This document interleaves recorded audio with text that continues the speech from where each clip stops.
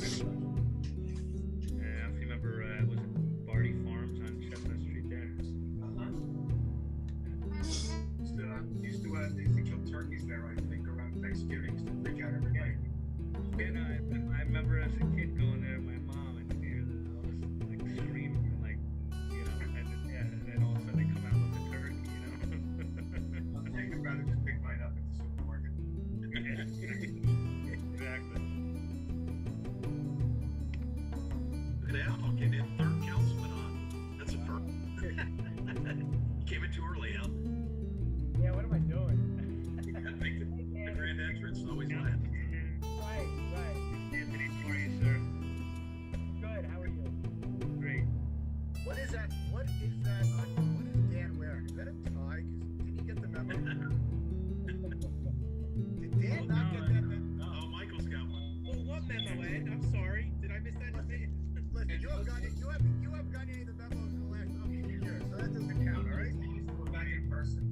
Hey, Mayor Jared told me I gotta dress my best, so. Can we talk about the ties going back in person, by the way? I think we should have a discussion about that. I'll be in it. What? I'll be in it. Hi, Kathy. Hi, Taylor. Hi, everyone.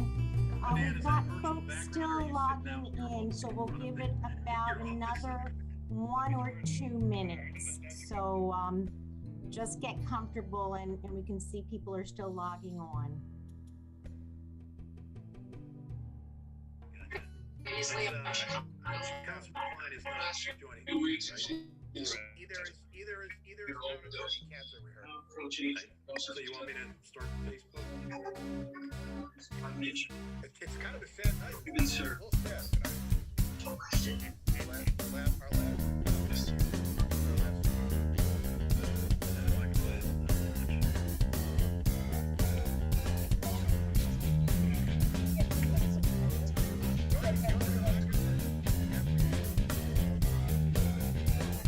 Bring in the boss one, I'm gonna get mine. I'll do the crime if you can't do the time. Don't tell me how you're all down. When you're smiling in my face, but you play me like a clown. It's a fool, bitch. So just step back. I'm mad that when I come down straight. I thought you were on my face, but you play me out. Now I'm mad as hell. Who you are, roll with? Who you are, roll with?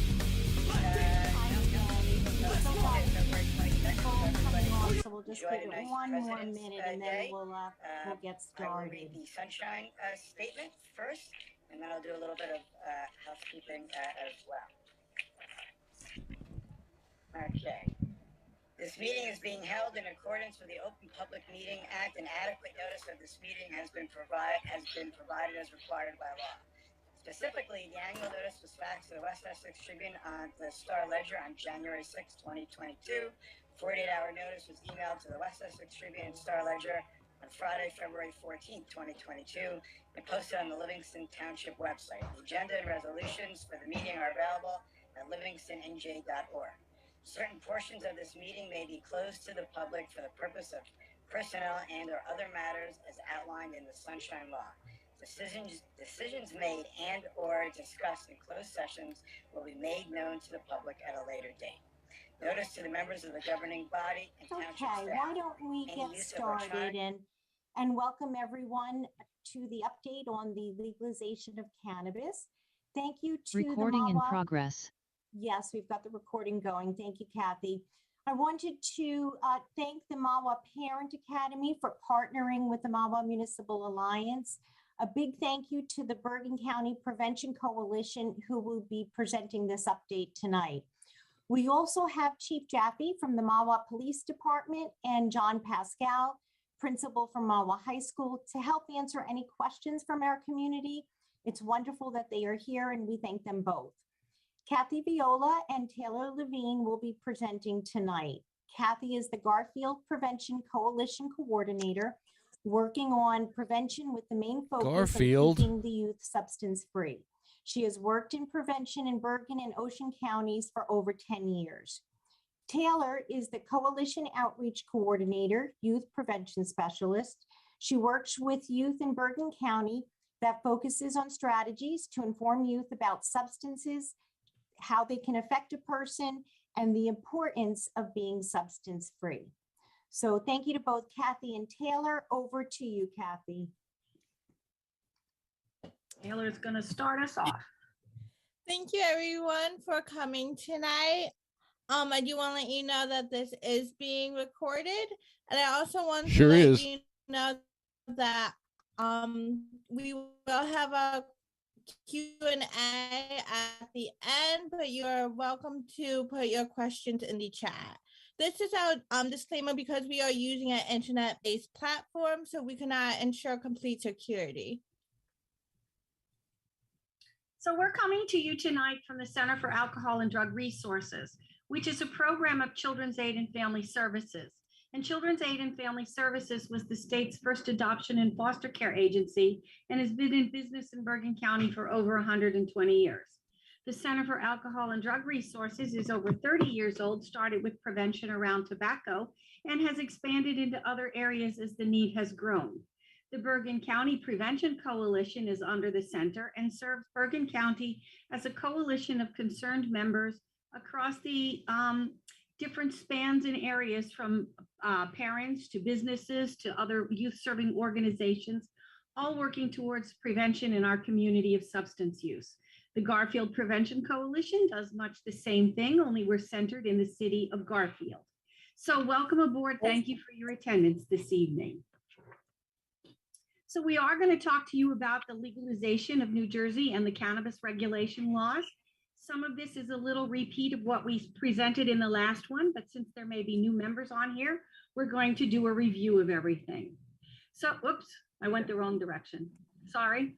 So this started in February of 2021, 1 year ago, when this was approved. We voted on it in November of 2020 as a state and approved the legalization of cannabis. And in February, then they established the Cannabis Regulatory Commission. It was established as part of the law that it would be there, and it ascertained the components of who would be on that. By August 21st of 2021, all the municipalities in the state had to make a decision before the deadline if they were opting in or opting out of this cannabis legislation. And what that meant for a community is, if you opted in, that meant that you were approving participation in the cannabis legislation and allowing one of 5 classes of cannabis businesses to operate in your community. If you opted in, you were opted in for 5 years and did not have the option to opt back out. If you opted out, you were opted out for 5 years, meaning that as of now, you were not allowing a cannabis business in your municipality. But you could opt back in at any point within the next 5 years. August 22nd also issued, the Cannabis Regulatory Commission issued its first regulations. Its first regulations were a 202-page document. So it was rather extensive. So what are some of the components of this? Well, with the legalization of cannabis, you can have sales will be allowed of up to 1 ounce a purchase at a time. You must be 21 to enter a cannabis establishment, whether it's medicinal or adult use, or you can enter it between the ages of 18 and 21. Have a parent with you.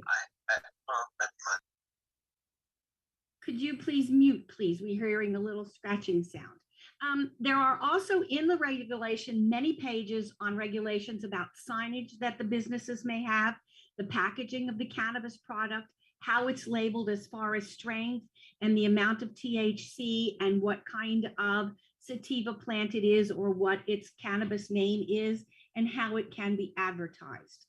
Also in New Jersey law, it's very fortunate that we have that there can be no recognizable flavors, means it can't be cherry flavored or vanilla flavored, and it can't taste like any of the cereals, and it can't taste like cookies, and it can't taste like mango. And it also can't have any characters, so it can't be Mickey Mouse or Donald Duck or any recognizable or trademarked characters. And it can't look like other products that we use. So it must remain looking like a cannabis product, whether it's an edible or not. And there will also be a tracking system. There's multiple pages in the documentation on the tracking system, tracking it from cultivation through manufacture, through delivery, and through dispensing. So there are certain regulations against with all of those different parameters. And just for visualization, 1 ounce of leaf is approximately the size of a coconut, and that is approximately 60 to 80 joints or 30 blunts, also known as cigars. I do want to say that it is also federally, on the federal level, still illegal to drive under the influence. You can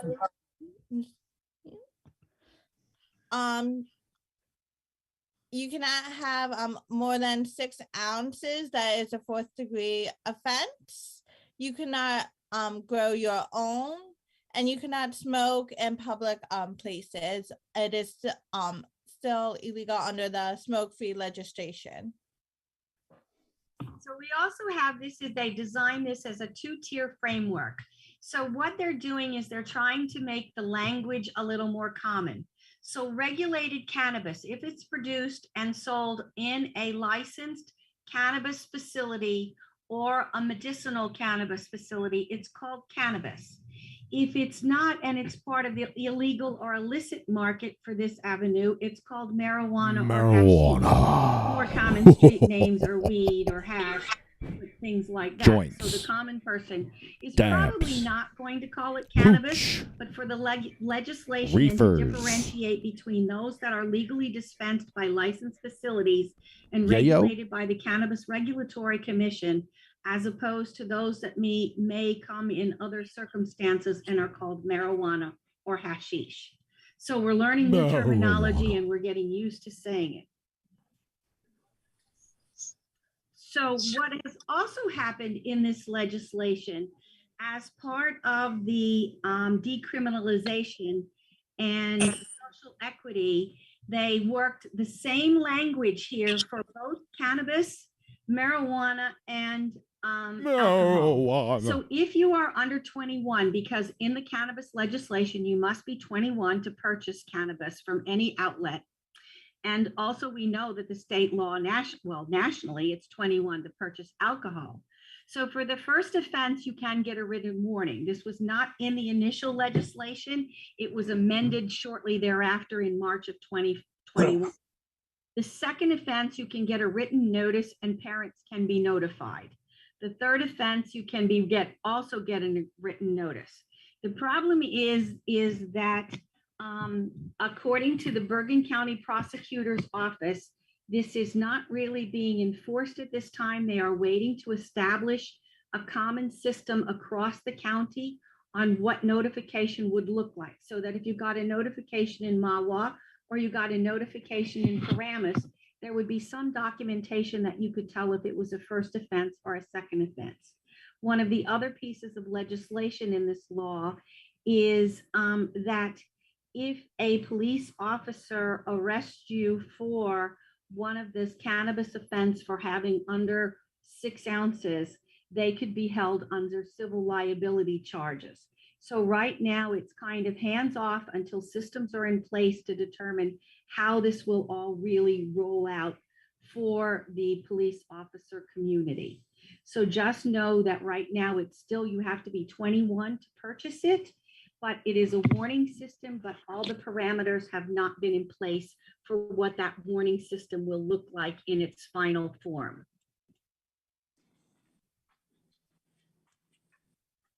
So we're going to talk about recreational use versus adult use.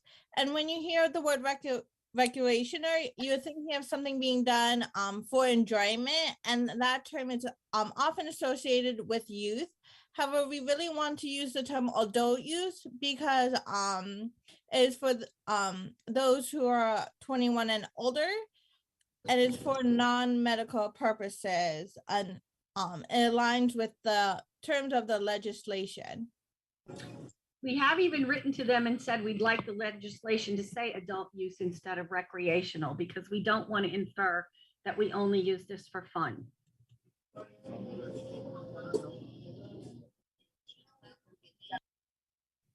So the adult use versus medical use. So prescribed cannabis is regulated in dosage, content, and potency, just as any other medication.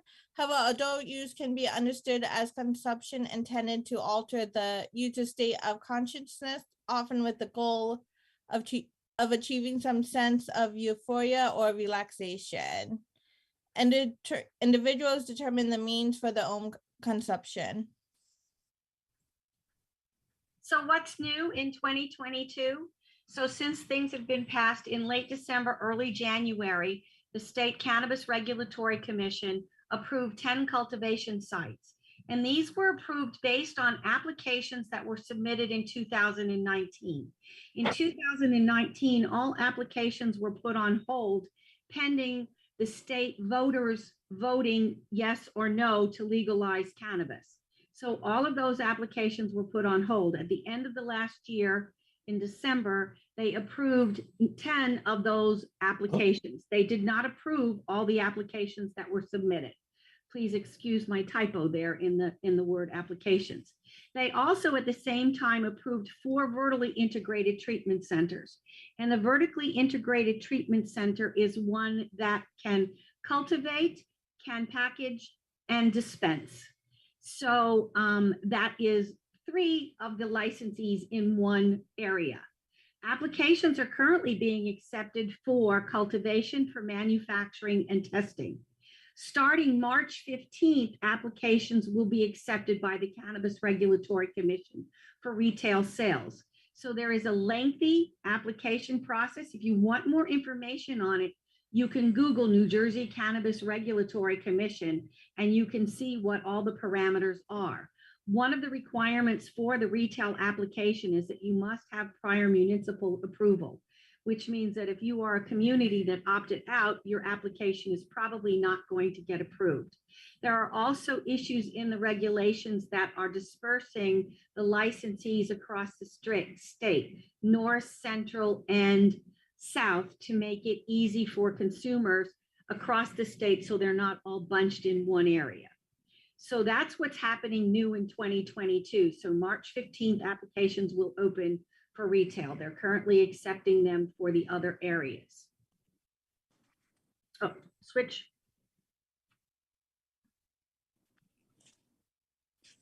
So as of today, these are the towns in Bergen County that opted in. Okay. And I just really want to emphasize that if you opted in, you cannot opt out for 5 years. However, if you opted out, you can opt in at any time. And if your town did not make a decision, then the state automatically opts you in. So what's happening in Mahwah?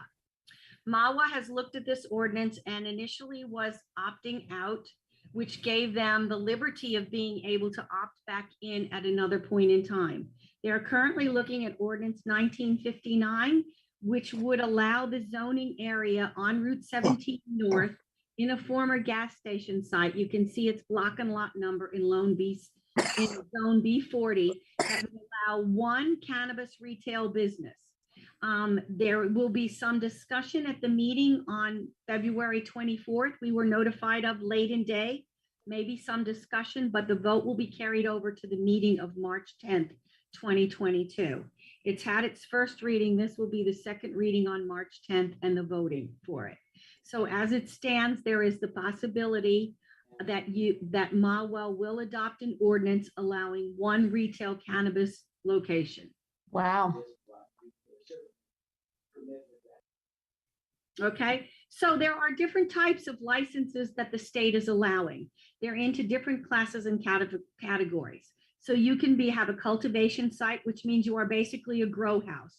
Many of them are hydroponic, but that does also count field grown. In the list of 10, there were 2 that were field grown. Cultivation sites can be anywhere from 10,000 square feet to 30,000 square feet. Most of the ones that have been approved so far as I read through the legislation and the minutes of the Cannabis Regulatory Commission, have been approved for 30,000 square feet. You should know that a marijuana plant can be harvested every 4 to 8 months, depending on the type, the grow cycle, and how big you want it to be. You can also have a license to be a manufacturer. You can be a wholesaler where you may be having it and you're only preparing it for sale for other distributors or to other retail locations. Then your distributors may be the ones that are purchasing it from various cultivation sites or various wholesalers and then distributing it to the retail outlet, because the retail outlet is most often not the grower unless it's one of the integrated sites. And then there are also rules and regulations for delivery where routes may be. All of these have their own different classifications of rules and regulations under the Cannabis Regulatory Commission that take many pages. Then also part of the social justice reform, they've established priority and criteria for establishing who gets the business license. It gets a little lengthy and it gets a little bit confusing because it's written in legalese and official community documents. But basically, they are looking at diversely owned businesses getting priority.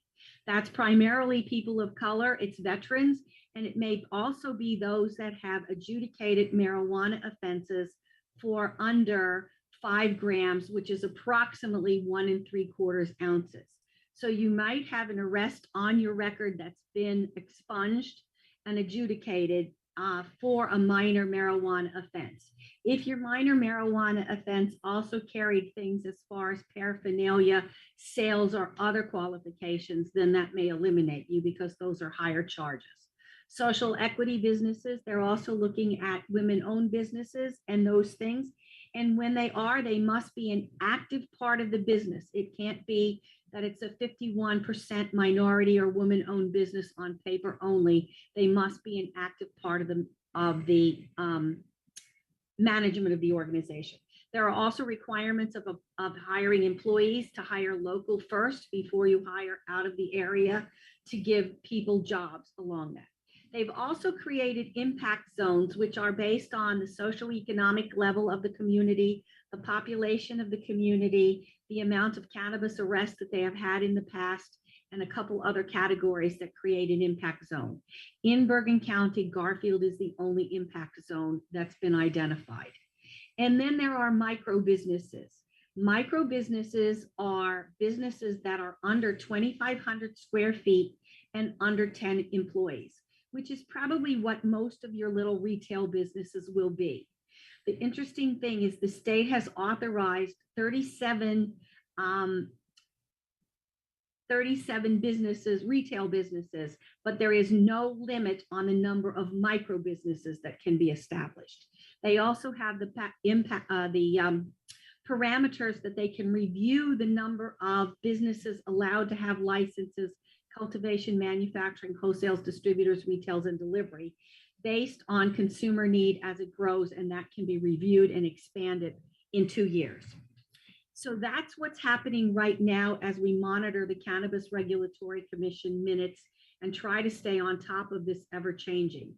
They do have monthly meetings that are usually held on Thursdays at 1 o'clock in the afternoon, but they are open to the public. And if you'd like a schedule of that, again, it's all published on the Cannabis Regulatory Commission webpage.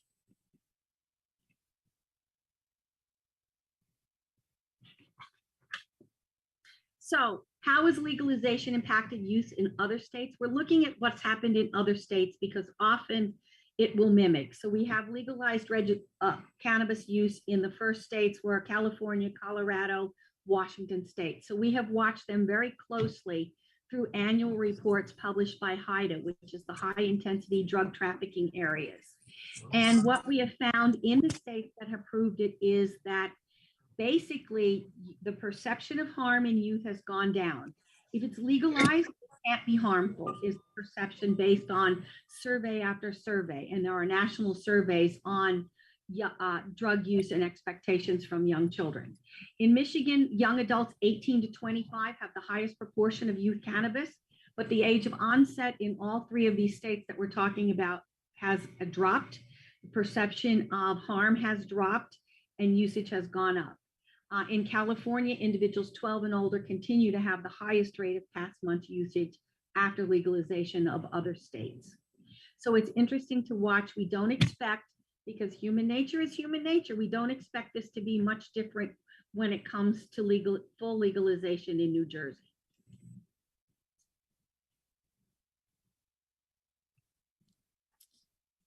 So this is statistics that we got during National Night Out, and we were able to survey the youth.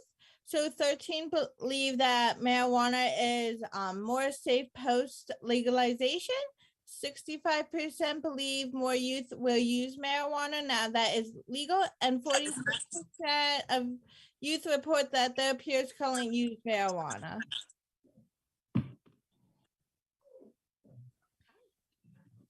So, whoops, let me hit the slide button. Sorry, technology. All right. So this is things to consider for our youth with today's cannabis. So there are different routes of administration. So there is smoking, which you can do from vapes and joints. There's edibles, and it's really important to know that it takes longer for edibles to get into your system because it does go through your digestive system. So it could take you about 30 minutes to feel it. So people tend to eat more edibles. There are oils and there are topicals, which are like lotion. And then these have a higher THC, so it could have up to 50%. But if it's used in other forms such as wax and dabbing, it could have 90 to 95% of THC. And these are accessibility, and that leaves us for a gray area. There's Delta 8, Delta 10, and TH 0, which are genetically modified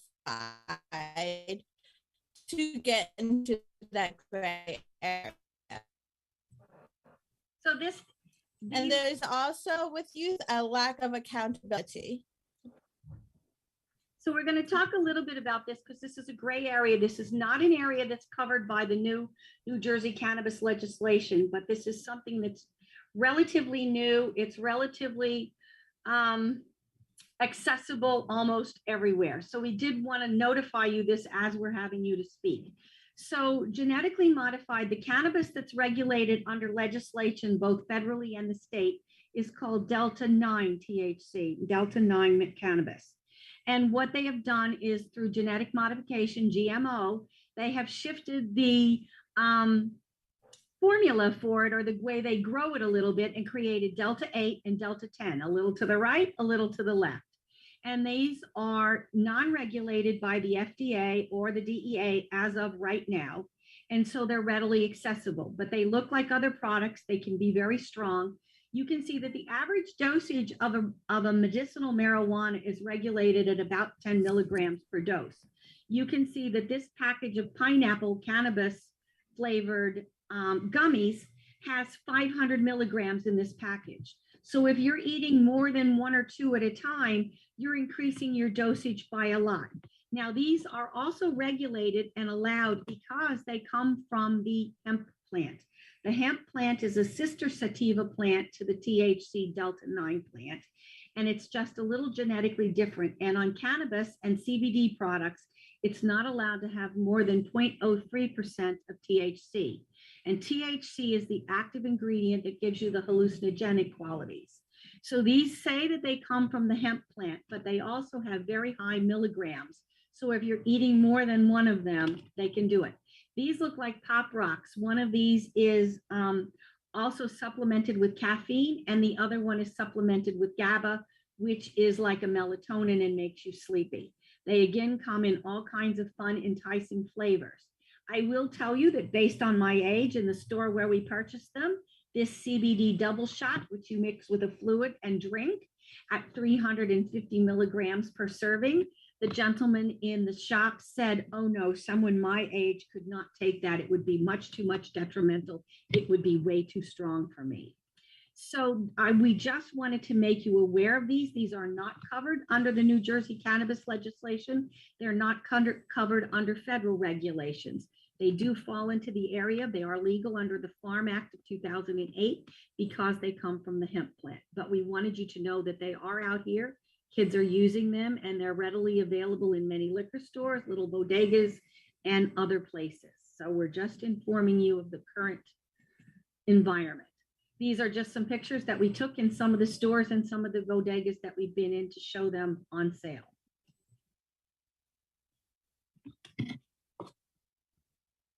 So the teen years are a time of rapid growth, exploration, and onset of risk taking. Taking risks with new behaviors provides kids and teens the opportunity to test their skills and abilities and discover who they are. But some risk behaviors, such as using cannabis, can have harmful and long-lasting effects on a teen's health and well-being.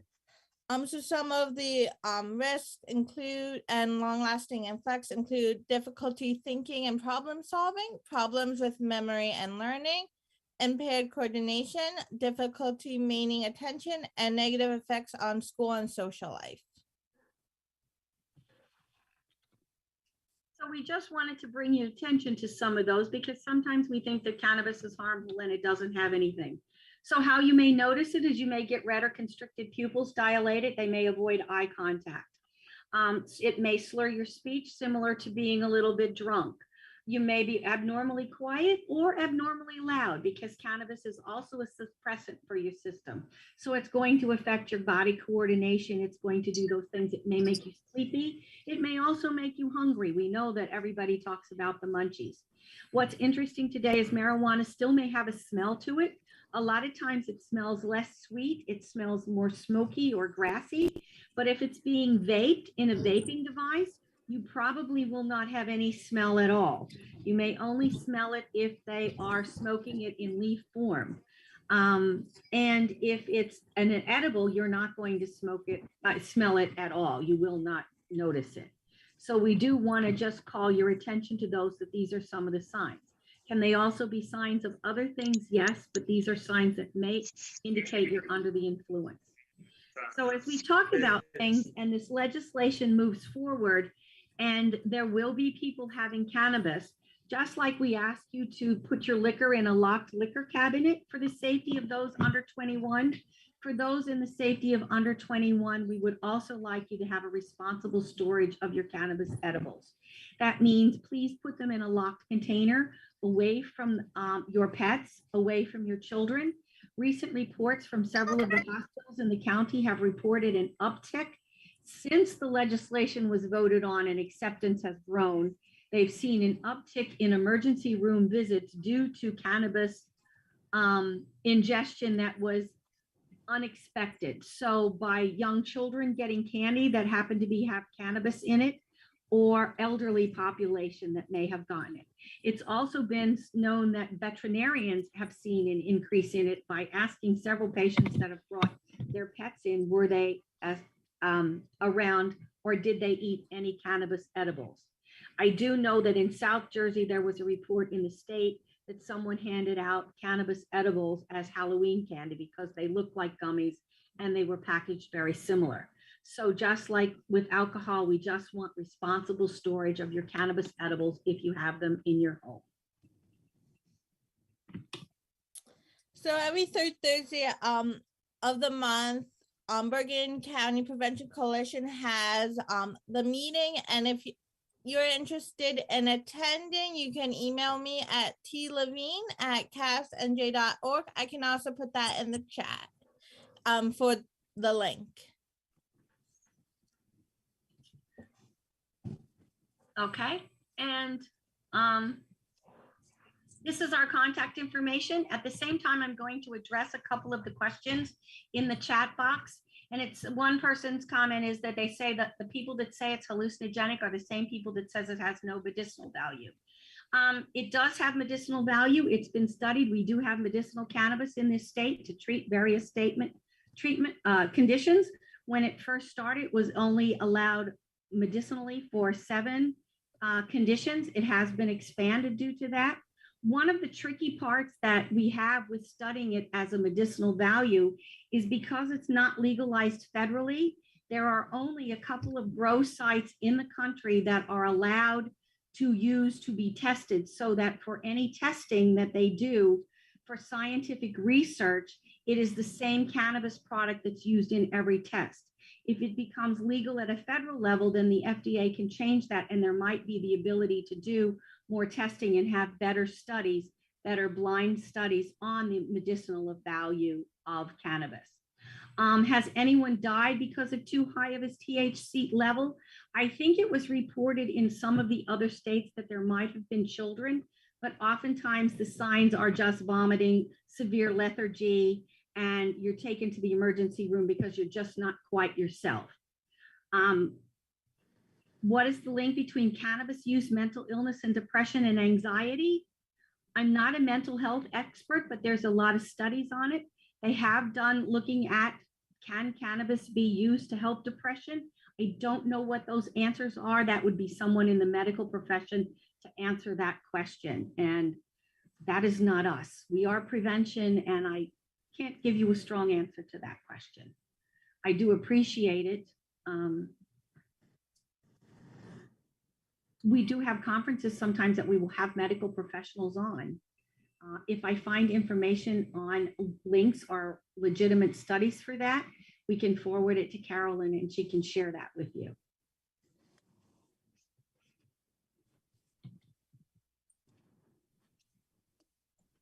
These are some of the resources that we used in addition to the Cannabis Regulatory Commission website.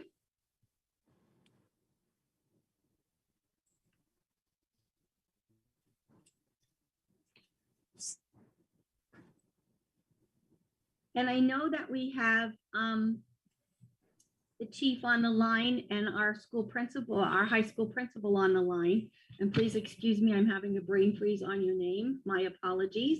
But if you would like to add anything, please feel free.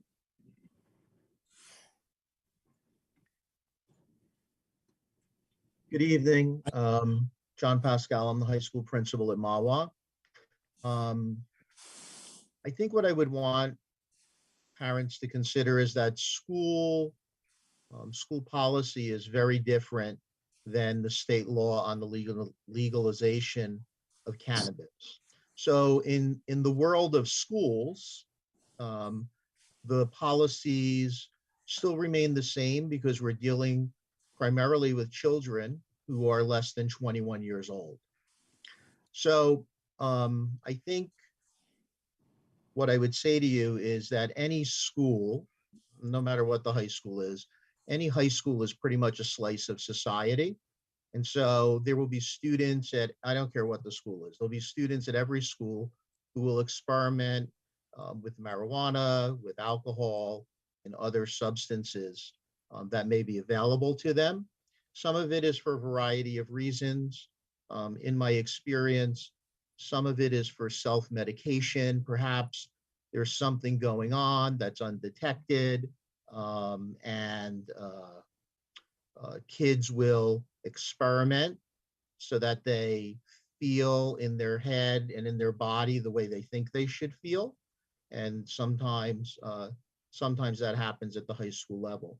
But at the high school level, or at the school level, I should say, the pre-K through 12 school district level, students are not permitted to be under the influence of drugs and alcohol in any school setting, whether it's on site within district, or if we're off site at a prom, or if we're at, for example, the ice vault for a hockey game, or we're at a competition somewhere else. So those school policies are in place for the health and safety of kids, and different than criminal law.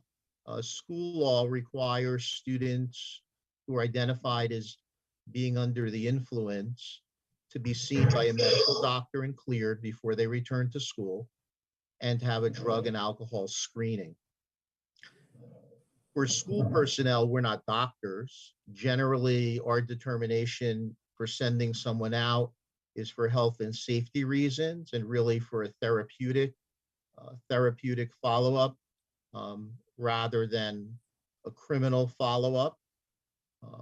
In the school setting,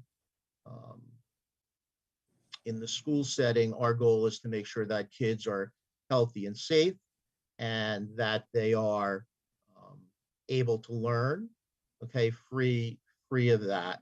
Okay, and so very different in school is very different than being at home. And that would be one thing I guess I would want to share with parents. So while kids will try to experiment, when kids experiment at your house, you know, if you're away, they try to have a drink or try a substance, you're kind of in control because it's happening at your house. Okay, at the school, when those things happen at school, there are a whole bunch of school policies that kick in, which would include, if a student came back positive, a suspension from school, an assessment by a treatment facility, a recommendation, for treatment, and then follow-up. And school district policy requires students and parents to follow up in order to continue their enrollment in school.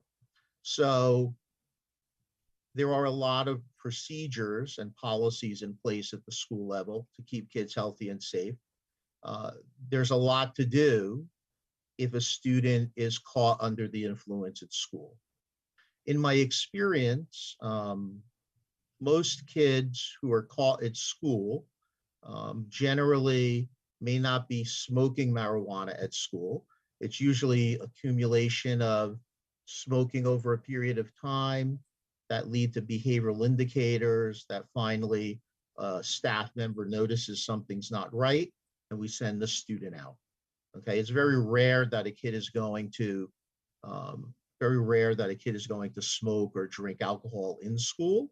Okay, in this day and age, but that's generally how the procedures work for us. Okay, what I would say to you is the school also has services available for parents. We have a student assistance counselor, Joan Stewart.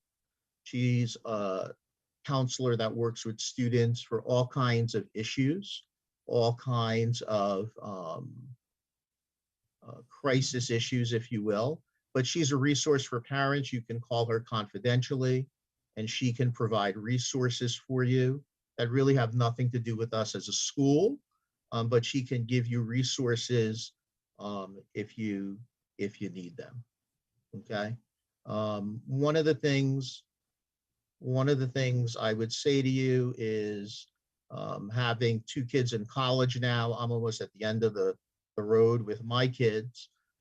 It's very challenging being a parent and having kids because kids will try to do things. And in my experience, it really doesn't make a difference where you come from or what your background is. Sometimes kids will just experiment. So as parents, part of our responsibility should be to be as vigilant as possible and be a little bit unpredictable. You know, with my kids, they would say, hey, when are you and mommy coming home? We may not be coming home for an hour.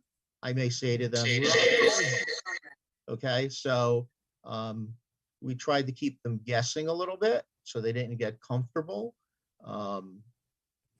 Again, that to me, that's part of parenting a teenager. Okay, if you suspect or you see differences in your child, you can always ask your pediatrician. You know, when you go for a regular health screening or physical for your child, you can always ask your physician confidentially to test your child if that's something that you wanted to do, so that you would know. Okay, I really feel that parents know their children well and can sometimes tell if something's not going the way it should be. Okay, the hardest thing I think is always the peer pressure and the social pressure. I feel like there's a lot of social pressure. I felt that way with my kids, you know, with after prom parties and sleepovers at people's houses and those kinds of things. That's the hardest part for me as a parent. And that's probably the hardest part for most people, is trying to balance trusting your child, but verifying that they are where they say they are going to be, and that there are parents who are home if they are at someone's house. Thank you so much for the eloquent explanation. And we do work with schools and on their policy. There's a statewide organization to work with schools on their substance use policy, both around cannabis, marijuana, and alcohol. And there are also programs in place that can be used in place of just suspension so that it's an educational component for the young person. In the chat, there's a couple of questions about alcohol. Why don't we talk about alcohol?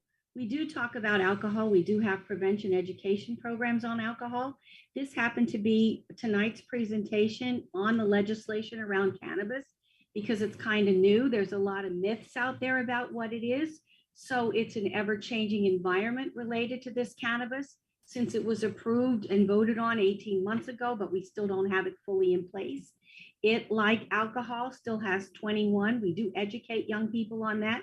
And one of the reasons that we talk about education for this is because of the facts that both cannabis with its THC level and alcohol with its alcohol level have on the effect of the brain. For young people, their brain is still developing until their mid-20s.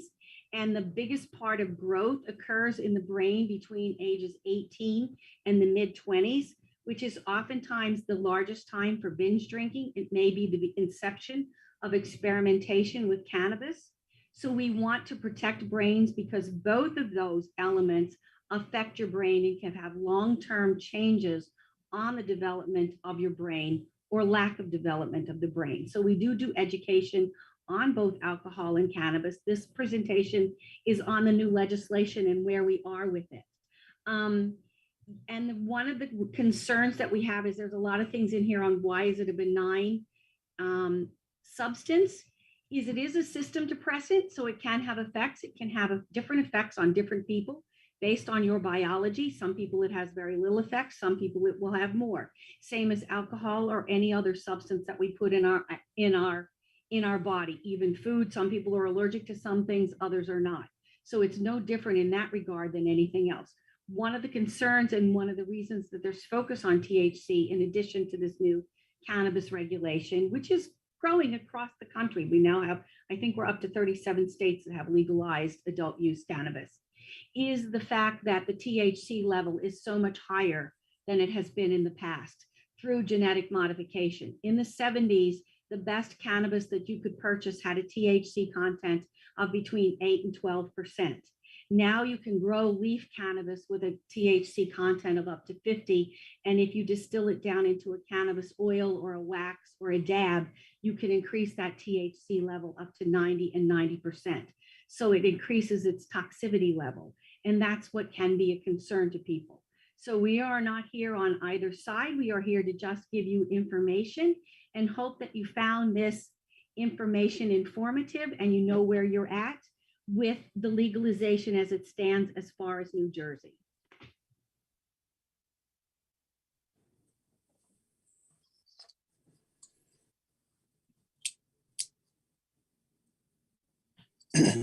One of the other questions is a dispensary for controlled marijuana? Yes, the dispensary that they are looking at in your legislation would be for a licensed cannabis retailer, which means it has to go through the licensing process and all the parameters as designated by the Cannabis Regulatory Commission.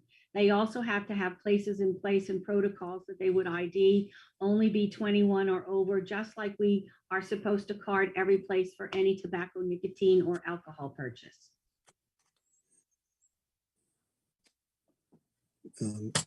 Kathy? Yes. This is Kathy with the Mobile Police. How are you? Oh, hello. Welcome. Just to follow up with John, I can see, thank you for the opportunity and for speaking tonight.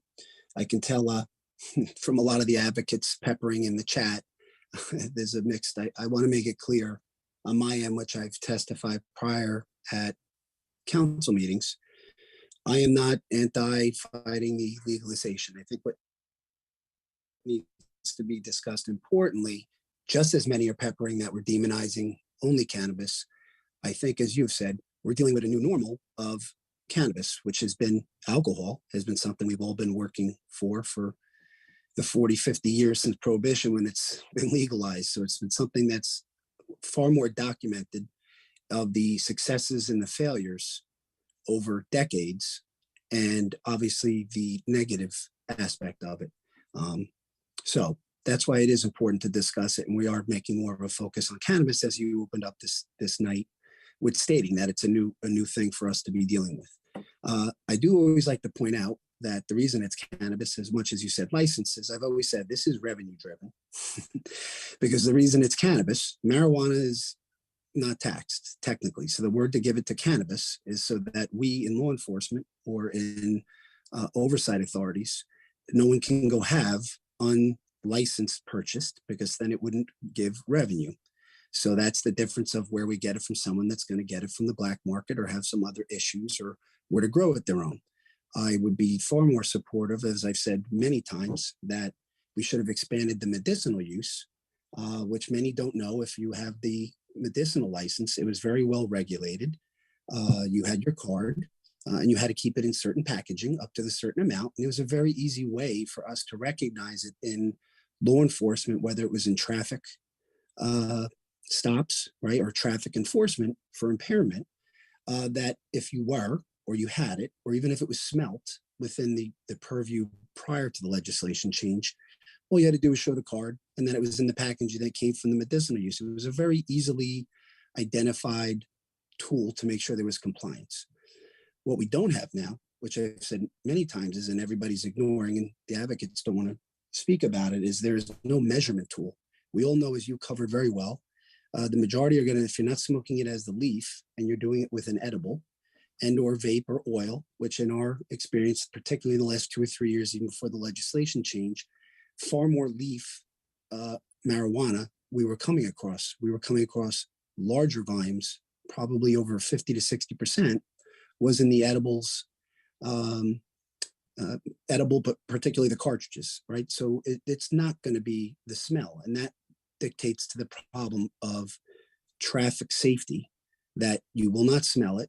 So when everyone's talking about what's the difference between, like we said, if someone had an alcohol problem, which we proactively enforce, and I have concerns for our children, whether it's around the schools with alcohol and or cannabis, generally when you came across an individual, or John could state with the high school, it's very easily discerned that you'll smell it.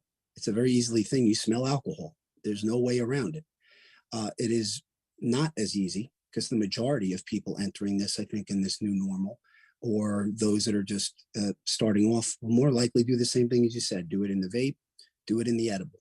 So therefore, it does not show itself the same for us in whether you're impaired or someone that needs, whether in a vehicle or even as John would do with adolescents or people that need help. So that's a bigger problem with us. It needs to be taken into account, especially even with a dispensary. You're going to drive there, you're going to leave there.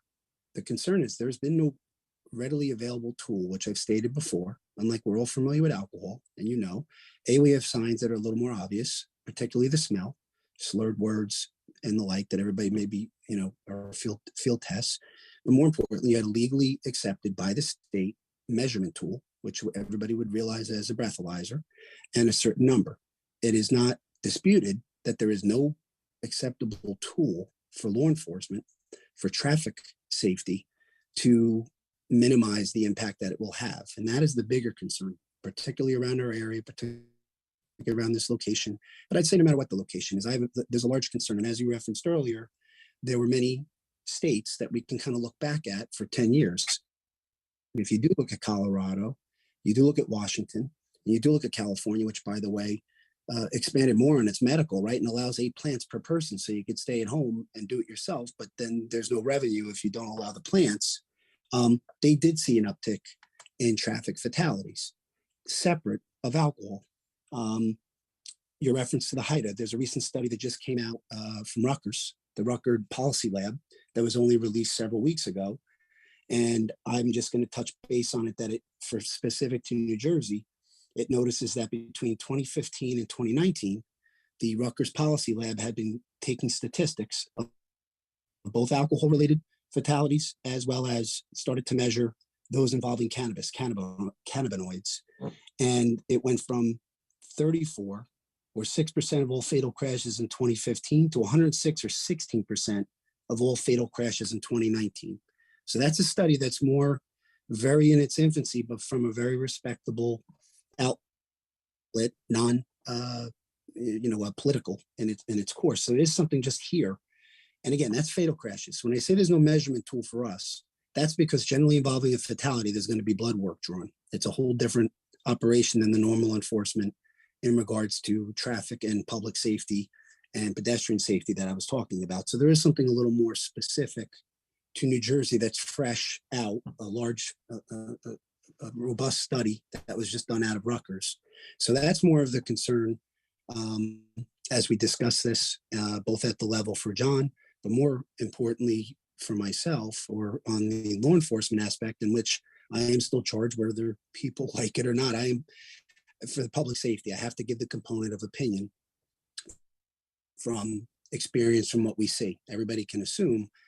We kind of see a little bit more of the real world nitty gritty on a broad based spectrum. And that's the bigger concern with this, beyond all as some of the other things you mentioned about the civil liability of how are we making contact with people, how are we discerning their ability to drive, walk, care for themselves when it's so limited in this legislation. It was kind of a cart before the horse. So that's a lot of the concerns we have here. And more important, like I keep stressing, it's really about the traffic safety. The concern, as we all know, we did a good job, I think a very good job over the years. I think even with our children and the young adolescents into college age, to get away from less of the drunk driving, right? Alcohol related, had some positive effect. And as you mentioned in some of those early studies, it increased in the adolescent perception that there was nothing wrong with it. So it kind of goes contrary to whether we say till 21 or not. It's like, smoking and or, as we said, the alcohol, except there's a big difference in how easily, as you mentioned with the THC, as you stated with the edibles. And I do want to clarify, when people say gummies, it does not look like gummy bears. Yes, it's going to look like a very inordinate, round little, almost like the size of a peppermint mint patty with a label on it. But a kid doesn't know that. Children, you can't relate that to alcohol. It's very easy. They're going to grab something like that and ingest, and or, as you said, pets. Babies and toddlers are not able to pop beer cans and bottle tops. It's a lot different when they can take or grab something that looks, whether it looks like candy to them or not, or whether it is just leafy vegetation at that matter. So I think there's a big difference of the concern, because I think if you have access to those studies, those 3 states did show an increase in poison. As you mentioned, you referenced earlier here, just in New Jersey, but those states saw a significant increase in their poison control, poisonings that came in generally from adolescents, and like you said, pets in those states from predominantly the edibles. So that's a big concern. And as John referenced with parents, where do kids usually get their first drink? It's from the parents' alcohol cabinet or access to some kind of relatives. They're not normally walking in and grabbing it right from the liquor store.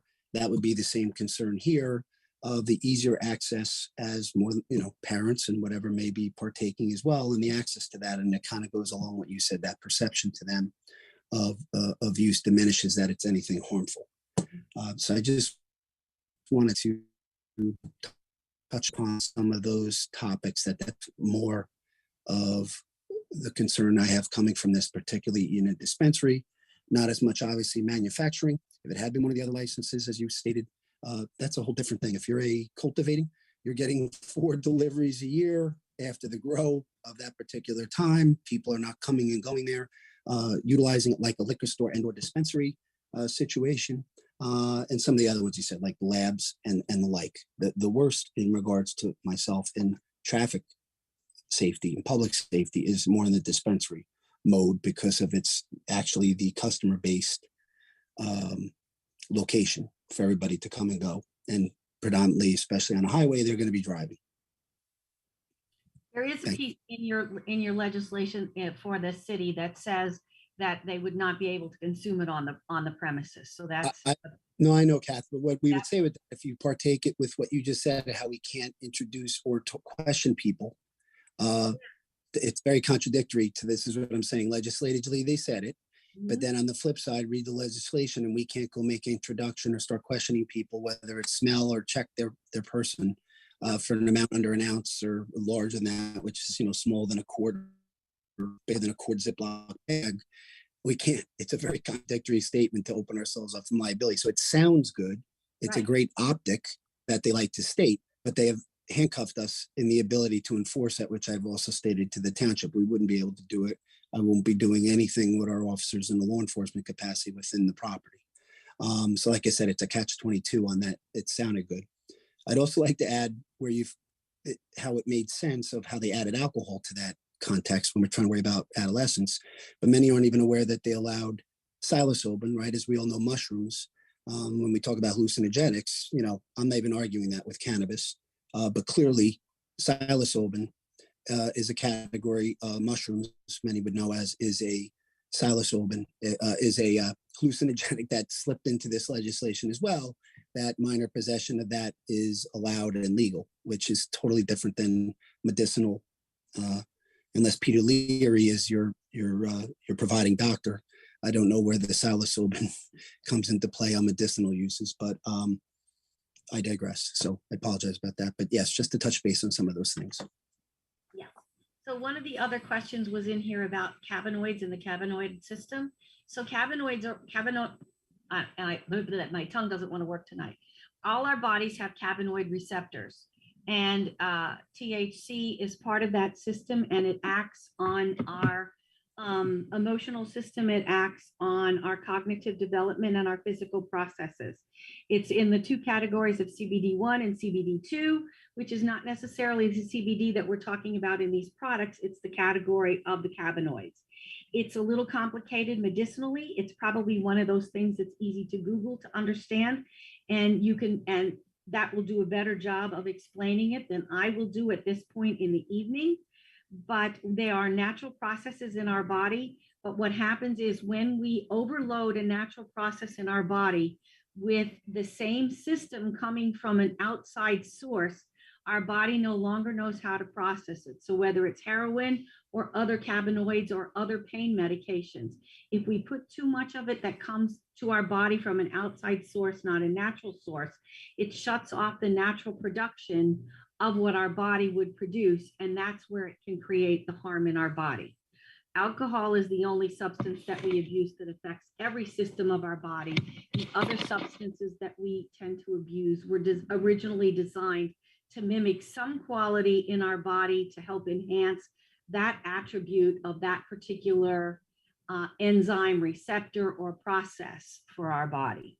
But because we live where we live and human nature is the way we do, we tend to do things bigger and better. So overuse becomes an easy thing to do no matter what the substance is. So I did not fully explain that, but a little bit of information.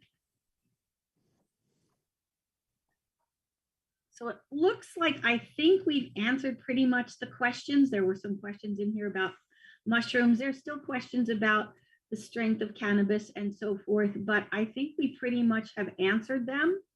So I really would like to say thank you for your time this evening. We do have a survey that you can answer questions. It will be emailed out to those that registered. There's also a link here when I can get this to cooperate. There we go. There. Oh, okay. We do have a small commercial for you.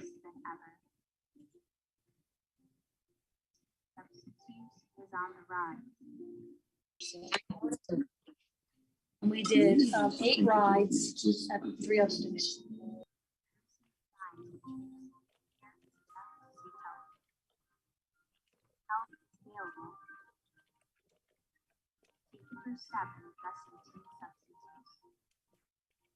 Center for Alcohol and Drug Research is offering healthy attitudes in teens, no increasing substance abuse, helping set teens on a different path, and teaching parents the skills to guide them on their journey. It's time to chat. Chat program is a one-time, 2-hour early intervention program for teens and their parents or caregivers. There are multiple dates available, and the program is free.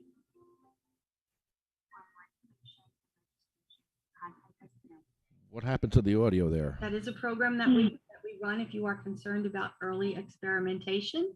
This is the information on the chat program. We do have one coming up in March and one in April, and we will be adding additional dates. It's free. And just a little humor to end a kind of serious evening. And this is the QR code if you would fill out an evaluation, because then we update our presentations based on your comments. And if you need additional information on a topic, you can also add it into there. I also put the link to the evaluation in the chat.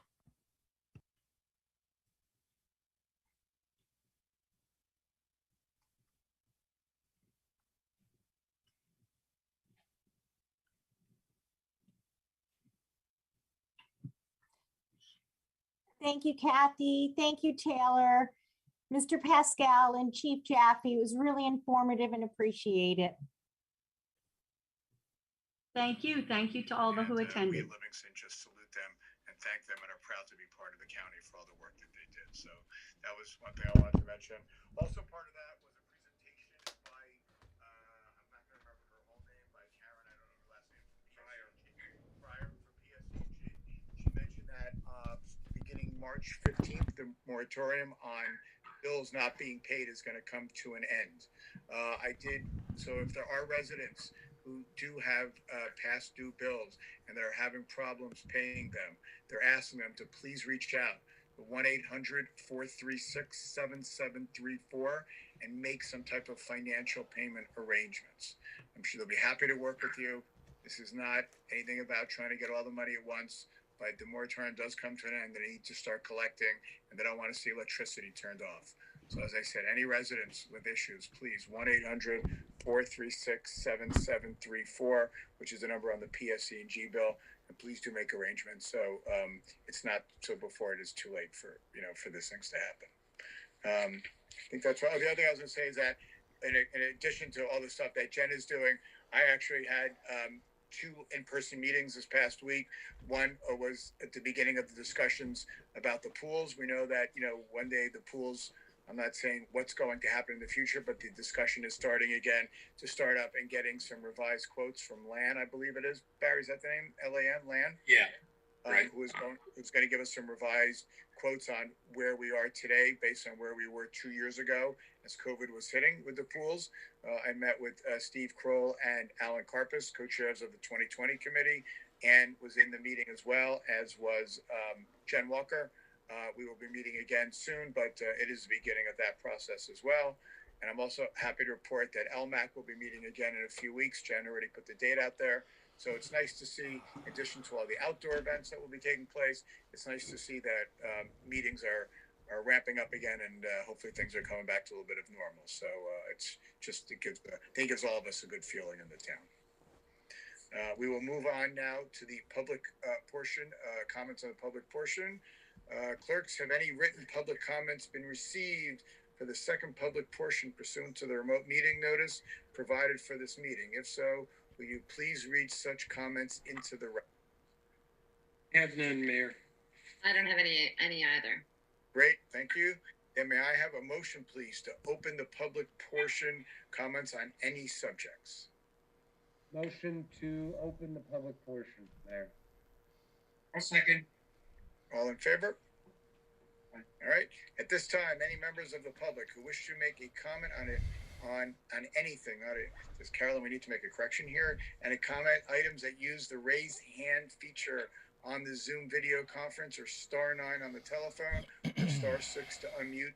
Once recognized by the clerks, then state your name and address and proceed to make your comments. Scott Goldman. Scott, welcome back. Long time no talk. Hi, guys. 3 items. One's important, one's urgent, and one I hope is just nice. The important item is, I think, as we go into live meetings, which is absolutely fantastic, to the extent that it's technically possible, I would love to keep the Zoom comments available. I think it's opened up the opportunity to share ideas with the council from people who might not normally be able to trek out to a meeting.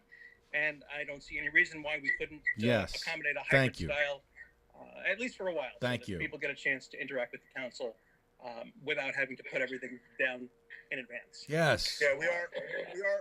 That is something that is always in discussions in Scott, and so we will we are working still on that. So yes, we agree Good. with you, by the way.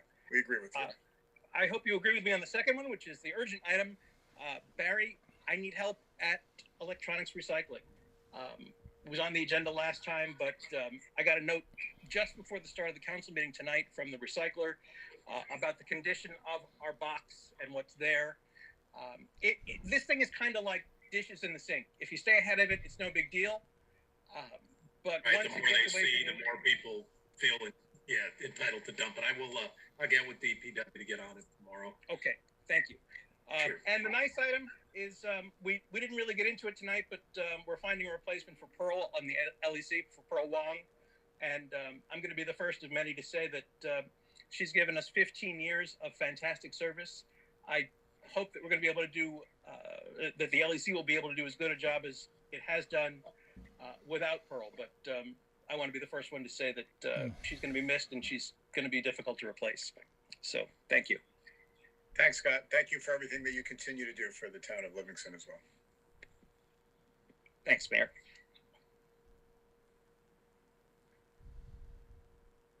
Lefty Grimes, sativacross.org. Good evening, Council. My name is Edward Lefty Grimes. I'm with sativacross.org. We're a 501c3 here in New Jersey advocating for disabled rights and cannabis patients. I live at 84 Hanover Road in East Hanover. I agree with Scott 100%. I talked to you about this last meeting.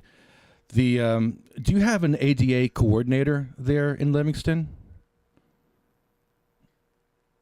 An ADA officer? No. Okay. I think it's important that you may get one because Title II of the ADA speaks about stuff like this. You're basically removing disabled access for people right now. You may not be aware of it, but the fact is that disabled people can take part in your meetings right now, and you're taking that away from them. For 19 months, you guys gave healthy people the things that disabled people have been asking for years: online schools, online council meetings, online churches, online work, and you guys gave it to disabled people, and they took advantage of that. My friend took part from his deathbed, literally from his deathbed.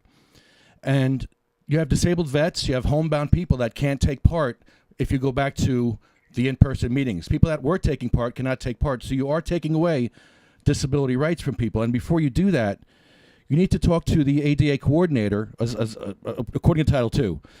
If you don't have an ADA coordinator, I think you should get one. You need to post a notice of the ADA requirements. You need to establish a grievance procedure, conduct a self-evaluation, and develop a transition plan. And I'm sure your city attorney is well aware of this. And these are things that I'd love to help you with because these are things that we work on with our 501c3 for ramping up police stations and doing things that, a lot of things you don't realize that we need help with. This is a major issue for disabled people all over the state when a lot of councils are going back to these in-person meetings. So this is a very important issue. I wish you would look into this more before you rush into taking away our rights as disabled people. Thank you very much. I appreciate your time. Thank you.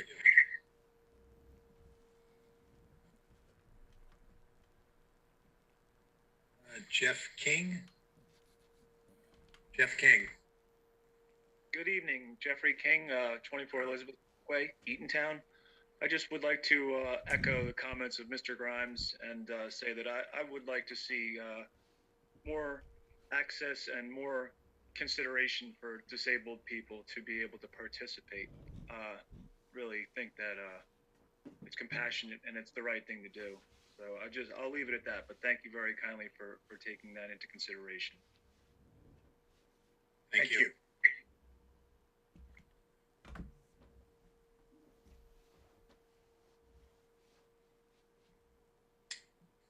No more hands up, Mayor. Okay. I have a motion to close the public portion on any subject. Make that motion. Second. All in favor? Aye. All right. Executive closed session. Mr. Clerk, will you please read? Okay, thanks everybody. That was a good meeting. That was 2 good meetings in a row. Oh, hold on. All right.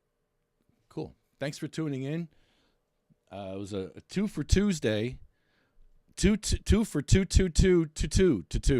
So we did 2 meetings for 2.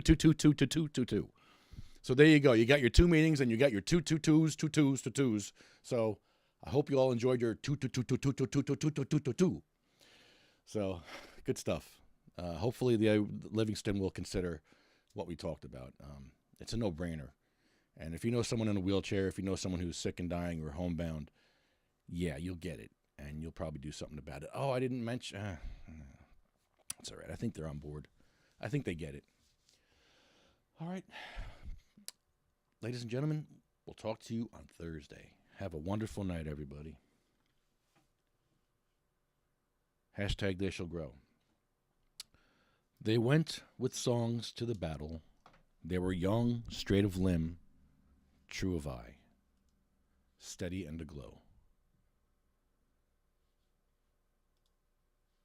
They were staunch to the end, against odds uncounted. What do you mean botting a YouTube chat? Oh, yeah. Who are those bots? What are they doing there? It's so weird. Okay, sorry. They went with songs to the battle. They were young, straight of limb, true of eye, steady and aglow.